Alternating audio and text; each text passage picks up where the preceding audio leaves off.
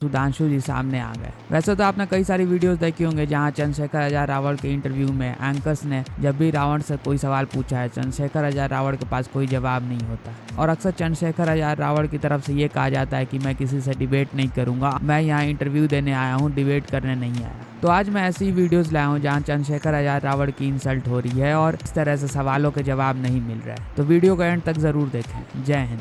अगर हिम्मत है मुख्यमंत्री जी तो फिर चुनाव करा के देखो, अगर आपकी जमानत जब्त नहीं हो गई तो मुख्यमंत्री को चैलेंज करने उसके हाथ चुनाव लड़ना चला गया और मेरे हाथ जाए लगेगा चुनाव लड़ने। 7-8 विधानसभा है, जिला बिजनौर में कोई से एक से आ जाए, अगर जमानत जब्त करवा के नहीं भेजी तो हमारा नाम जमानत जब्त करवा देगा। आप ऐसा लगता है कि आज़ाद रहना चाहते हैं, किसी के काबू में नहीं रहना चाहते, वश में नहीं रहना चाहते, और आप पर आरोप ये लगता है आप शोर बहुत ज़्यादा मचा रहे हैं, शोर ज़्यादा मचाते हैं, गंभीर राजनीति नहीं कर रहे। जिस राम मंदिर को सारी जनता भूल गई, क्योंकि राम मंदिर का शिलान्यास ऐसे समय पे हुआ, भूमि पूजन जिस समय देश परेशान था, कोरोना काल चल रहा था, रोजगार नहीं था, महंगाई थी, इलाज नहीं हो रहा था, तमाम आदमी परेशान थे, घर में बंद थे। उसको दोस्तों, मैं हूं सुनील और आप देख रहे हैं क्विक रिएक्शंस में आप सबका एक बार फिर से स्वागत है। आज का वीडियो होगा चंद्रशेखर आज़ाद की तरफ से। चंद्रशेखर आज़ाद एक बड़बोला इंसान है जो कुछ भी बोल देता है, कहीं भी बोल देता है। उसका IQ लेवल थोड़ा डाउन ही है, जैसे सुअरा भास्कर का हो गया ऐसा। तो चलिए वीडियो देखते हैं और इसका ब्रूटल इंसल्ट्स देखते हैं। चलिए आगे देखते हैं। तो सब भूल गए, मुसलमानों ने कहा भाई बना लो, खत्म करो, राड खत्म करो। हिंदुओं ने भी कहा कि भाई बनाओ, मगर रोजगार कहाँ से आएगा? मंदिर रोजगार थोड़े दे देगा, जिनको देगा उनको मिल जाएगा। सतीश चंद्र मिश्रा जी वहां जाके कह रहे हैं अयोध्या कि हम राम मंदिर बनाएंगे, उनके पीछे। मंदिर से रोजगार क्यों नहीं मिलेगा? किसे मिलेगा? जो पुजारी बनेगा उसको मिलेगा। मंदिर का निर्माण होगा, इंजीनियर्स को मिलेगा, मजदूरों को मिलेगा, मटेरियल सप्लाई होगा, उसको मिलेगा रोजगार, और उसके बाद वहाँ पर पूरी इकोनॉमिक गतिविधि चलेगी। लोग वहाँ पर दर्शन करने आएंगे, वो फूल माला खरीदेंगे, प्रसाद खरीदेंगे, होटल में ठहरेंगे, बस से आएंगे, गाड़ी से आएंगे, ट्रेन से आएंगे, हवाई जहाज से आएंगे, पूरी इकोनॉमी घूमती है राम के आसपास। बोला अभी मुंह बंद हो गया इसका। जनजाति, OBC, मुस्लिम कहीं अन्याय होगा तो उनके साथ आप खड़े होंगे। आप सवर्णों को क्यों छोड़ देते हैं? राष्ट्रपति तो अनुसूचित जाति से आते हैं, हालांकि राष्ट्रपति की जाति का नाम लेना नहीं चाहिए। अगर उनका सम्मान हो रहा है किसी भी तरह से, उनको उस समाज से निकलकर वो सर्वोच्च पद पर पहुंचे, तो इसके उनके होर्डिंग लगने में क्या दिक्कत है? कोई दिक्कत नहीं है, बड़े बड़े लगे। बीजेपी अपने पैसों से लगाए, सरकारी पैसे से। उत्तर प्रदेश सरकार क्यों लगा रही है? चलो मैं भी मान लूं कि राष्ट्रपति जी हमारी जाति के हैं, कोटि कोटि धन्यवाद करता हूं बीजेपी का, उन्होंने बनाया। मगर नहीं, बीजेपी के नहीं है, राष्ट्रपति तो देश के हैं। हाँ देश के है ना, मैं बता देता हूं। आजाद समाज पार्टी के प्रमुख चाहता ऐसा लग रहा है इसको, जिनको आप रावण के नाम से भी कई बार पुकारते हैं, वो हमारे साथ जुड़ रहे हैं। चंद्रशेखर जी, आपका इंडिया टीवी पर स्वागत है। उम्मीद करता हूं मेरी आवाज आपको स्पष्ट मिल रही होगी। जी आ रही है। देखिए, आप सबसे पहले तो आपका जो बयान आज आया, उसके बाद अखिलेश यादव भी बोले, तो लोग ये जानना चाहते हैं आपसे कि आखिर आपका समाजवादी पार्टी का ये गठबंधन क्यों नहीं हो पाया? हमारा प्रयास था कि उत्तर प्रदेश में भारतीय जनता पार्टी को रोका जाए, तो मुझे ऐसा लगा कि वो नहीं चाहते थे कि दलितों की उनको जरूरत है। चंद्रशेखर जी, आपकी अभी नई पार्टी है और आप कह रहे हैं कि अपेक्षा आपकी जैसी अपेक्षा थी उसके अनुरूप उन्होंने आपको ऑफर नहीं दिया। वो कह रहे हैं कि 2 सीट के लिए मैं तैयार था, मैंने उनको सीटें भी बता दी थी कौन सी है, तो आप ऐसा क्या चाह रहे थे उनसे?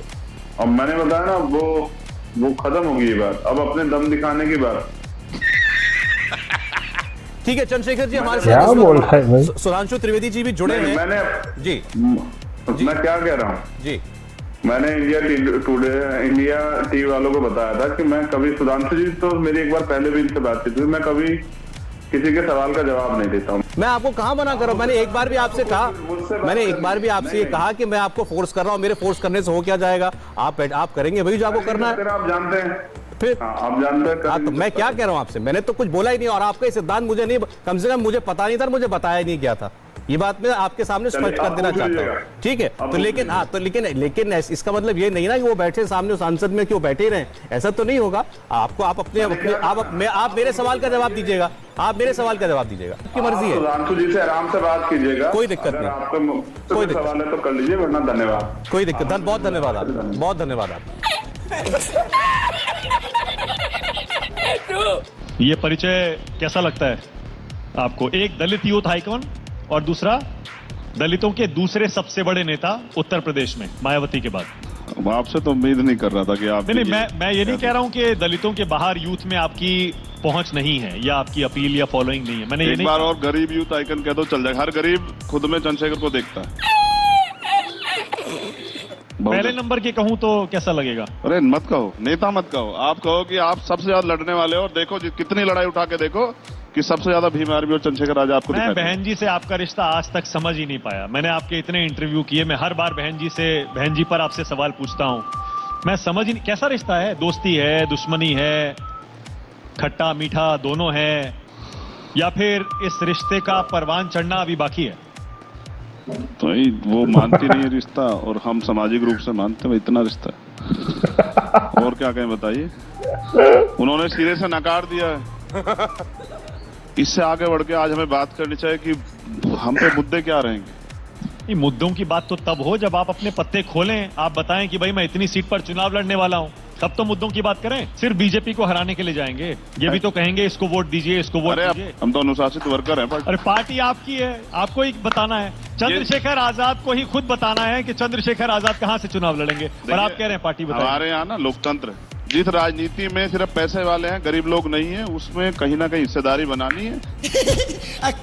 भारतीय हूँ और अपने देश को तरक्की के रास्ते में ले जाने के लिए मैंने राजनीति को अपना प्रोफेशन बनाया कि अब राजनीति के जरिए परिवर्तन करना, और उसके लिए हम लोग सड़क पर रहें या सदन में रहें, कहीं भी रहें, लड़ेंगे, लेकिन करके दिखाएंगे। बिल्कुल। लेकिन चंद्रशेखर जी, जिस तरीके से आपकी राजनीति में एंट्री हुई, जिस संगठन आपने बनाया भीम आर्मी, उसकी जब शुरुआत हुई, जितनी मुझे जानकारी है आपके बारे में, आपके संगठन के बारे में, मुझे लगता है कि दंगों से शुरुआत हुई, उसके बाद आपको जेल जाना पड़ा।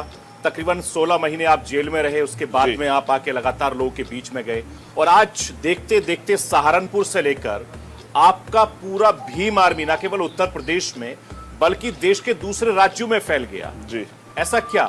देखिए, आपने जो कहा ना, दंगों से शुरुआत हुई, तो गरीब शोषित पीड़ित कभी दंगा नहीं करता है। दंगे सरकार में बैठे लोग कराते हैं जिनको दंगों से फायदा होता है। करेक्ट, क्योंकि दंगों से बंटवारा होता, मैं Point to be बंटवारे की noted. राजनीति Correct करता है। नहीं।